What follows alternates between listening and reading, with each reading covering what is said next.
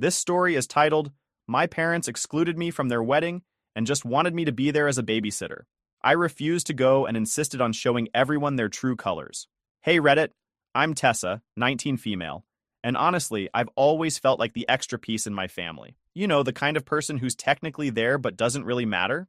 My parents, who I'll just call mom and dad, are obsessed with looking like the perfect family. Like they're the type who'd send out holiday cards with professionally staged photos and a little braggy letter about how Vanessa got promoted at work or Brendan's going to grad school. I used to think that was normal, but now I realize they're just obsessed with what people think of them. Anyway, I've got two older siblings, Vanessa, 26 female, and Brendan, 23 male. Vanessa is basically my mom's clone. She's stylish, chatty, and knows how to work a room. Mom calls her the pride of the family, like she's some kind of trophy. Brendan is the golden boy. He's athletic, smart, and dating Clara, 22 female, who might as well be my parents' second daughter the way they treat her. I'm the youngest, and unlike my siblings, I'm quieter, more independent. I guess I'm the odd one out, but I didn't think that made me disposable. So, the story starts when my parents announced they were finally getting married. They've been together for 27 years, and honestly, I figured they'd just stay partners forever. But no, they decided they needed a big, fancy wedding. Not because they're madly in love or whatever, but because they wanted to show off. The wedding was set for Aspen, at this ridiculously overpriced resort. Vanessa was named maid of honor, and Brendan was a groomsman. Mom was over the moon talking about how perfect everything would be. I remember sitting at the kitchen table when they were talking about it, waiting for someone to ask me what my role would be, but no one said a word. At first, I thought, okay, maybe they're just distracted with planning. They'll include me eventually. But as the weeks went by, it became clear.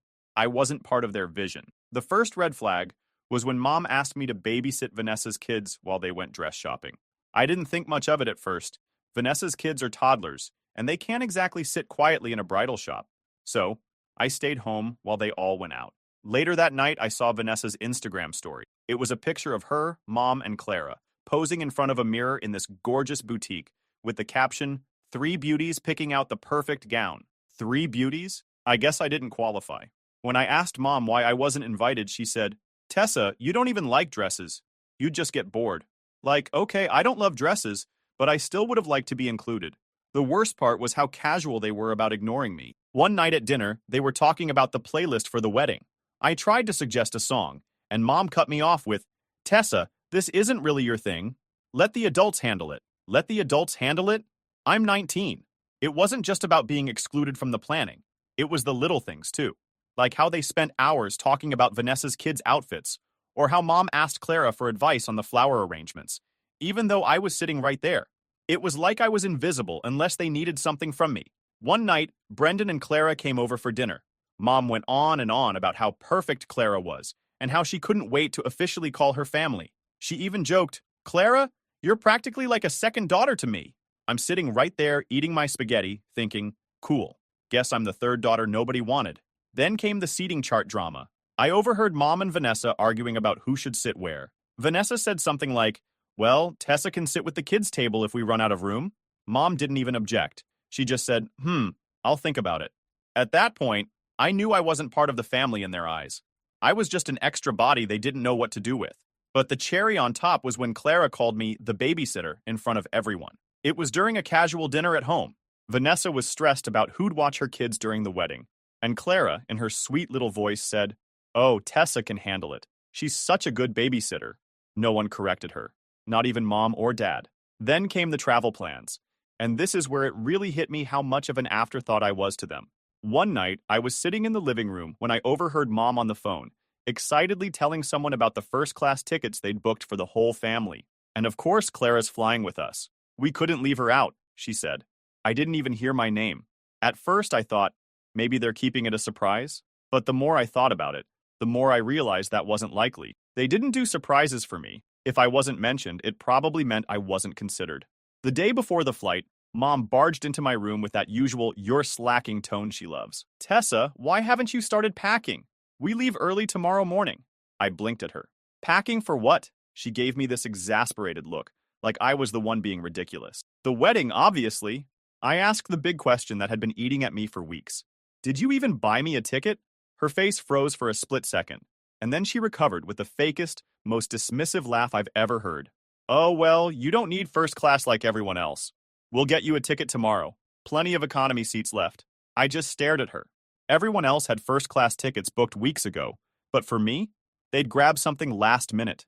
Are you serious? I asked, still in disbelief. She brushed me off with, Tessa, don't make this a thing. It's all about being there with the family, not where you sit on the plane. Oh, sure. Easy for her to say while relaxing in first class. Then Dad chimed in from the hallway, probably overhearing our conversation. Just pack something simple from your closet. You don't need anything fancy since you're not in the wedding party. Not in the wedding party? I was their daughter, and I didn't even get a minor role like handing out programs or lighting candles. Clara, who wasn't even married to Brendan, was getting a custom dress and a front row seat. Meanwhile, I couldn't even get a plane ticket like everyone else. I asked, what am I even supposed to do at the wedding? Sit in the corner and clap?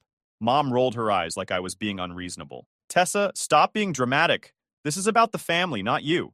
You're going to be there to support everyone and, help out. Help out? I asked, already knowing where this was going. Well, she said, hesitating just a little, Vanessa could really use help with the kids during the ceremony. You know how they get restless. And there it was. The real reason they wanted me there. Not because I was family, but because I was useful. I wasn't a guest. I was free childcare. I laughed, but it wasn't because it was funny. So you didn't buy me a ticket?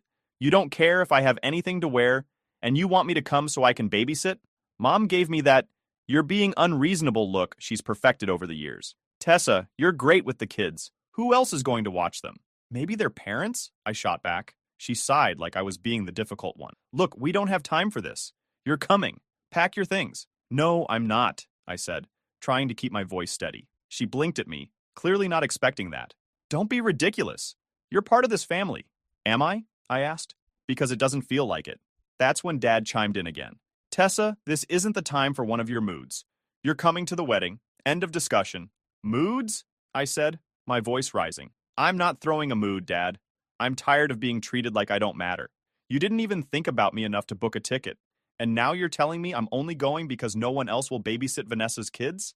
Mom crossed her arms. Tessa, we've all worked really hard to make this day special.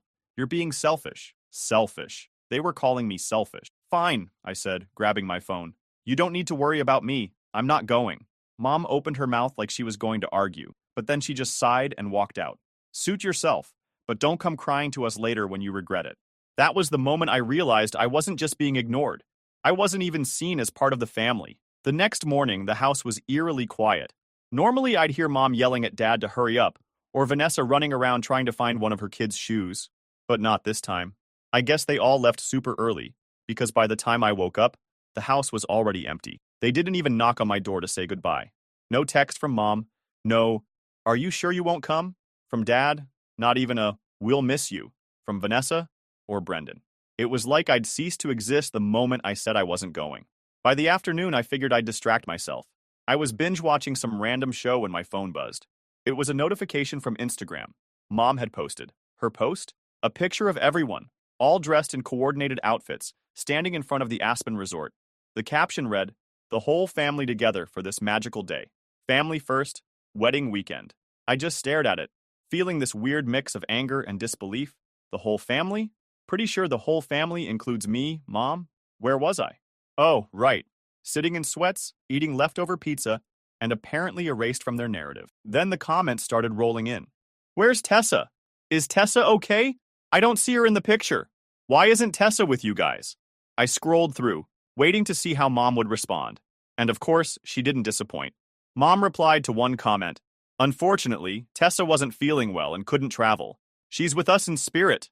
With them in spirit? Seriously? But wait, it gets better. Dad jumped in too, replying to another comment. Family first always, even when we're apart. Tessa needed to rest, but she's cheering us on from home. Cheering them on? The only thing I was cheering for was their Wi-Fi cutting out so they'd stop posting this garbage. I could feel my blood boiling. They didn't just leave me out. They turned me into a convenient lie. Instead of admitting they'd ignored me, they painted me as the sickly daughter who couldn't make it. All for the sake of their stupid image. I sat there for a few minutes, debating what to do. Part of me wanted to let it go.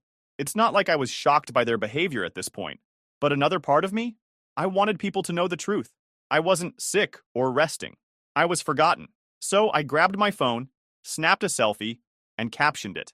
Not sick, just forgotten. Guess I'm not part of the family first vision. I made sure to tag Mom, Dad, Vanessa, Brendan, and even Clara for good measure.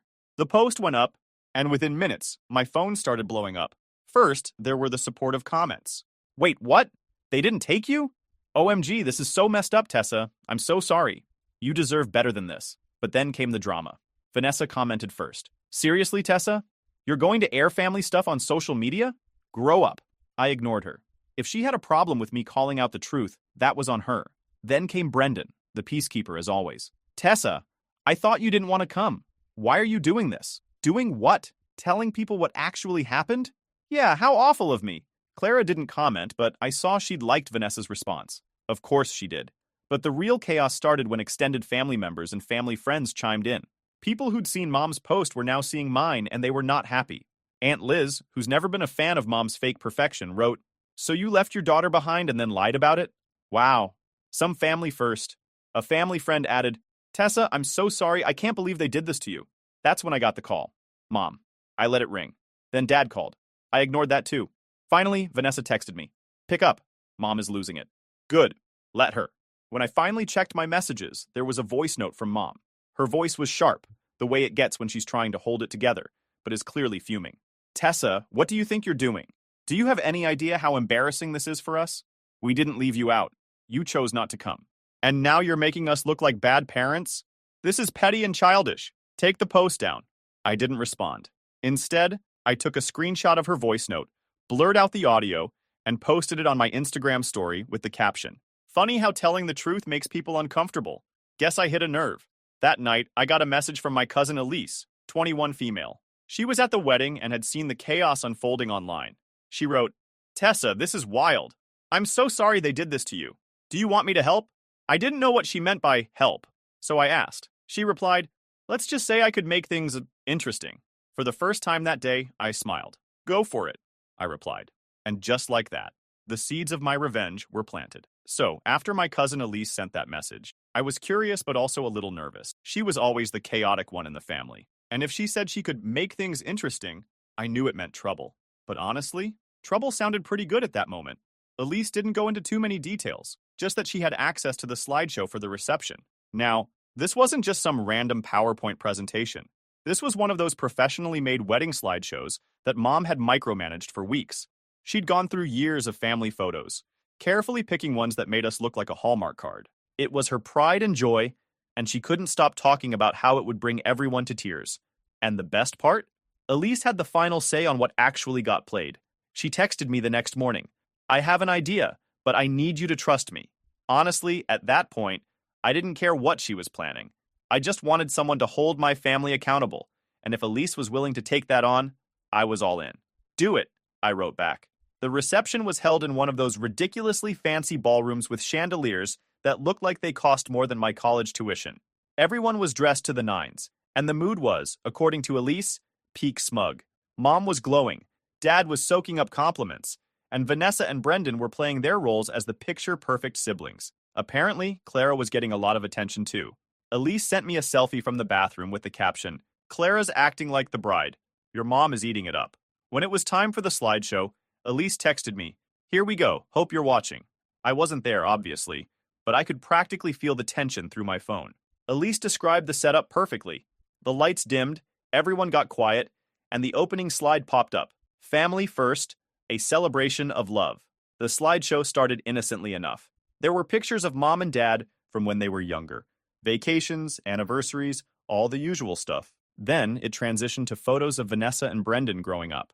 First days of school, birthday parties, and random family trips. Not surprisingly, I was barely in any of these photos. Elise said there were maybe one or two of me as a baby, but after that, nothing. It was like I just disappeared from the family timeline after Vanessa and Brendan hit their teenage years. Then came the more recent photos. There were tons of shots of Vanessa's kids, Brendan and Clara at fancy dinners, and the whole family, minus me, at various events. Elise said it was painfully obvious that I'd been erased from their narrative, and she could see some of the guests whispering to each other. Finally, the slideshow reached the last slide, or at least what Mom thought was the last slide. It was supposed to say, "Forever grateful for family," with a big family photo from one of their trips to the Hamptons. But instead, Elise had replaced it with a blank screen that read, "Some family members couldn't make it. Or were they forgotten? According to Elise, the room went dead silent. You could hear a pin drop. Vanessa was the first to react. She gasped audibly and muttered, "What the hell is this?" before storming out of the room. Brendan, who had been sitting next to Clara, looked like he wanted to sink into the floor. But the best reaction, Mom. The guests started murmuring. People were pulling out their phones, probably scrolling through Instagram to see what was going on. Mom, trying to save face, stood up and said, "Oh, that must have been a mistake. Let's give a big hand for the beautiful memories." Nobody clapped. Elise texted me right after the slide played. "Mission accomplished. Your mom is losing her mind." Apparently, a few family friends had already started asking questions. One of them, Aunt Janice, marched right up to Mom and asked, "What did that slide mean? Where's Tessa? Why wasn't she included?" Mom, trying to keep it together, went with the same lie she'd been using all weekend. "Oh, Tessa wasn't feeling well, so she stayed home. She didn't want to risk getting anyone sick." But here's the thing. By that point, most of the guests had already seen my Instagram post. Elise had made sure of it. She'd shown it to a few cousins before the slideshow, and it spread like wildfire. One of the cousins, bless her, actually pulled up my post and showed it to Aunt Janice. "Doesn't look sick to me," she said loudly enough for several people nearby to hear. That's when things really started to spiral. Guests began openly questioning Mom and Dad, asking why I wasn't there and why they lied about it. A few people even brought up the slideshow and said it was heartbreaking to see me excluded. Mom tried to play it off, but the damage was done. Meanwhile, Elise kept feeding me updates. "Your mom is cornered by Aunt Janice and Uncle Mike. It's brutal. Vanessa is crying in the bathroom. She's mad people are talking about you instead of her." Or Clara just asked Brendan if they should leave early. LOL, I was sitting at home, eating popcorn and living for every single detail. For once, the family who had spent years ignoring me was being forced to answer for it. By the end of the night, Mom was visibly shaken. She gave some half-hearted speech about how family is everything and how much she missed having everyone together, but nobody was buying it. When the reception finally ended, Elise sent me one last message. "Your mom just left in tears. Dad looked like he wanted to kill someone. Best wedding ever." I couldn't stop laughing.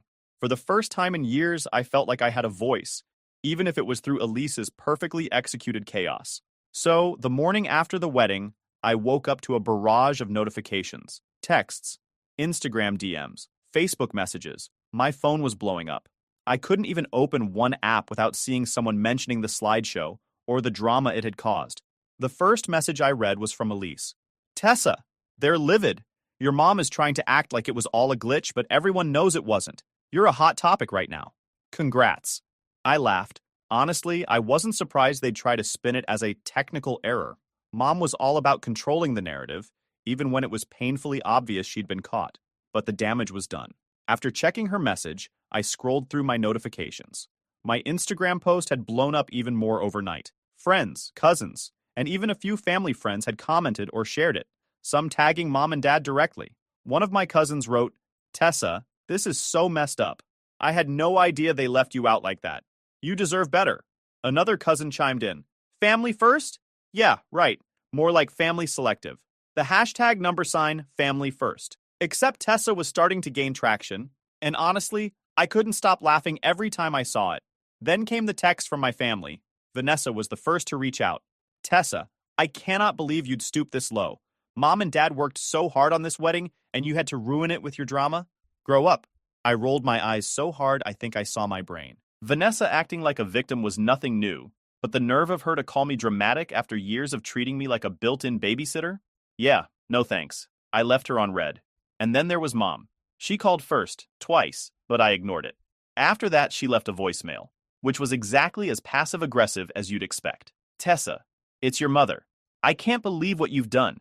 We tried to make this wedding special for everyone, and you've turned it into a circus. Do you have any idea how embarrassing this is for us? I thought you were more mature than this. Call me back. We need to talk." "No thanks, Mom." Throughout the day, I started hearing from other relatives. Most of them were on my side, which was a pleasant surprise. A few family friends messaged me too. One of Mom's longtime friends, Diane, actually sent me a screenshot of a group chat where people were ripping into my parents for excluding me. One person wrote, "I can't believe they treated their own daughter like this. Tessa's better off without them." Another added, "Makes you wonder what else they've swept under the rug over the years. This isn't normal." Diane captioned the screenshot, "Just so you know, people see the truth. Stay strong, sweetheart." It felt good to know I wasn't crazy or overreacting. People were finally seeing what I'd been dealing with for years. By the afternoon, things had escalated. I found out through the family grapevine that Mom and Dad were being asked some very uncomfortable questions. Apparently, a few of their closest friends had confronted them about why I wasn't at the wedding. Mom stuck to her story about me being too sick to travel, but people weren't buying it. Elise later told me that Mom and Dad left Aspen early, cutting their honeymoon short. I guess the stress of everyone calling them out got to be too much. One of my younger cousins, Jake, said, "Tessa, I always thought you were so quiet because you didn't care about family stuff, but now I see they just never gave you a chance. I'm sorry." Hearing that meant a lot. For years, I thought maybe I was the problem, that I didn't try hard enough to fit in. But now I realized it wasn't me. It was them. By the evening, Mom finally cracked and sent me a text. "Tessa, this has gone too far. I know you're upset, but dragging this out on social media isn't helping anyone. Let's talk and figure out how to move forward." I didn't reply. Instead, I posted a follow-up on Instagram. The truth hurts, I guess. For years, I've been ignored, excluded, and treated like an afterthought. This wedding wasn't an isolated incident. It was the final straw. I deserve better, and I'm done pretending otherwise. To everyone who's reached out, thank you for your support. It means the world to me. The response was overwhelming. People I hadn't talked to in years messaged me to say they were proud of me for standing up for myself. Even some of Vanessa's friends commented saying, "Good for you, Tessa. You deserve better." By the time I went to bed, I felt a weird sense of peace. For the first time, I wasn't just quietly accepting their treatment. I was calling them out, and people were listening. Mom and Dad could try to spin it however they wanted, but the truth was out there now. And honestly, that felt better than any apology they could have given me. I didn't think things could get messier after the wedding fallout, but I underestimated Uncle Ben. Ben is my mom's older brother, and he's never been one to hold back his opinions. He's blunt to a fault and doesn't care about keeping the peace, which is probably why he and Mom don't get along much. He's also been one of the few family members who's always treated me like a real person, not just the quiet one. So, when Ben called me 2 days after the wedding, I wasn't surprised. "Tessa, I just saw your Instagram post," he said, his voice sharp. "And I just got off the phone with your mom. What the hell is going on over there?" I gave him the rundown. Ben stayed quiet the whole time, letting me get it all out. When I finished, there was a long pause before he said, "That's it. I'm coming over." "Uncle Ben, you don't have to—" "I'm coming over," he repeated, his tone leaving no room for argument. They need to hear this from me. A few hours later, Ben showed up at the house. He didn't knock or anything, just walked right in like he owned the place. I was sitting in the living room, and he marched in, looked at me and said, "Pack a bag." "What?" I asked, confused. "You're not staying here another second," he said. "Pack what you need. I'll deal with your parents." Before I could respond, Mom and Dad came into the room. Mom looked surprised to see Ben, but Dad just looked annoyed. "Ben," Mom said, her voice strained, "what are you doing here?" "What am I doing here?" Ben snapped. "What the hell are you doing? Leaving your daughter behind and then lying about it? Have you completely lost your minds?" Mom's face turned red. "Ben, this isn't your business." "Oh, it's my business," he cut her off. "When my niece is being treated like an afterthought by her own parents, it becomes my business." Dad stepped in, his tone defensive. "Look, Ben, you don't know the full story. Tessa didn't want to come." "Don't even try that," Ben said, his voice rising. "She didn't want to come because you made her feel like she wasn't wanted. You didn't include her in the planning. You didn't even book her a damn ticket. And now you're blaming her? Are you kidding me?" Mom tried to cut in again, but Ben wasn't having it. "Do you know how embarrassing it is to see my sister, my own family, get called out for neglecting her child? You've spent years pretending to be the perfect family, and now everyone knows it's all a lie." At this point, Mom started crying. Not subtle tears, but full-on sobbing. She sank onto the couch, covering her face with her hands. "We didn't mean for this to happen," she said between sobs. "We just wanted the wedding to be perfect." Ben snorted. "Perfect for who? Certainly not for Tessa. You've been so focused on your precious image that you didn't even realize you were pushing her out." Dad, clearly uncomfortable, muttered, "This isn't helping, Ben." "No, Gerald," Ben said, his tone ice cold. "What isn't helping is you pretending this is all fine. You've screwed up, and instead of owning it, you're doubling down. That's pathetic." While they argued, I went upstairs to pack a bag like Ben had told me to. I didn't know if I was really leaving, but the idea of getting out of that house, even for a little while, was appealing. As I stuffed clothes into a duffel bag, I could hear the shouting downstairs. Mom's voice was high-pitched and shaky. Dad was trying and failing to sound calm, and Ben was cutting through their excuses like a knife. By the time I came back down, the room was dead silent. Mom was still crying, and Dad looked like he'd aged 10 years. Ben, on the other hand, looked completely unfazed. Ready? He asked me, nodding toward the door. I hesitated. Are you sure about this? He put a hand on my shoulder.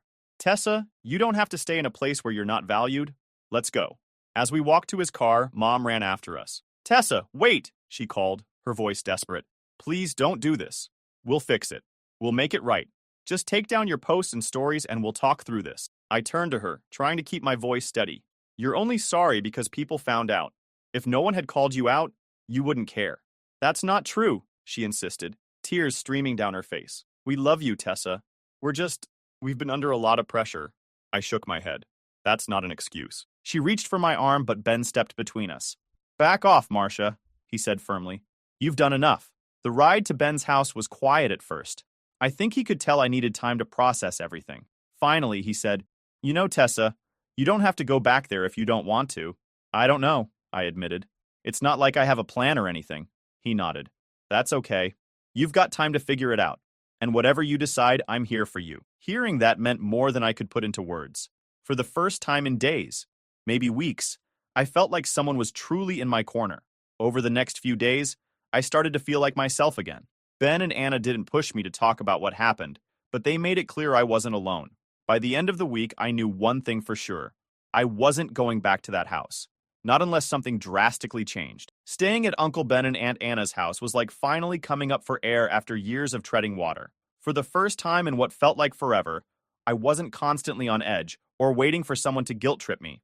They didn't treat me like a burden or an afterthought. They just let me exist without all the drama.